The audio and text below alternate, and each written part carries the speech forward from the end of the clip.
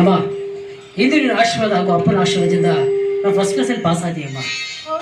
ಹೌದಮ್ಮ. ದೇವ್ರು ನಿನ್ಗೆ ಒಳ್ಳೇದು ಮಾಡ್ಲಿ ಕಂದ. ಅಮ್ಮ, ಒಂದು ಚಿಂತೆ ಪರಿಹಾರ ಹೋಯ್ತು ತಂದ್ರೆ ಮತ್ತೊಂದು ಚಿಂತೆ ನಿಮಗೆ ಬಲವಾಗಿ ಕಾಡ್ತಾ ಇದೆ ತಾಯಿ. ಅದ್ಯಾವ ಚಿಂತೆ ಹೇಳು ಕಂದ. ನೋಡಮ್ಮ, ರೈಲ್ವೆ ಡಿಪಾರ್ಟ್ಮೆಂಟಿಗೆ ಅರ್ಜಿ ಹಾಕ್ಬಿಟ್ಟಿದ್ದೇನೆ. ಅರ್ಜಿ ಹಾಕ್ಲಿಕ್ಕೆ ನನ್ನ ಹತ್ರ ಒಂದು ಪೈಸೆ ಕೂಡ ಗತಿ ಇಲ್ಲ. ಅದಕ್ಕಾಗಿ 500 ರೂಪಾಯಿ ನನಗೆ ಫೀಸ್ ಕಟ್ಟಬೇಕು. ಏನ್ ಮಾಡ್ಬೇಕು ಅಂತ ಗೊತ್ತಾಗ್ತಾ ಇಲ್ಲಮ್ಮ. ಹೌದು ಕಂದ. ಹಾಗಾದ್ರೆ ಪಕ್ಕದ ಮನೆ ಶೆಟ್ರು ಪರಿಚಯ ಇದ್ದಾರೆ, ಅವರಲ್ಲಿ ಕೇಳಿ ಇಸ್ಕೊಂಡು ಬರ್ತೀನಪ್ಪ. ಸರಿ ಅಮ್ಮ.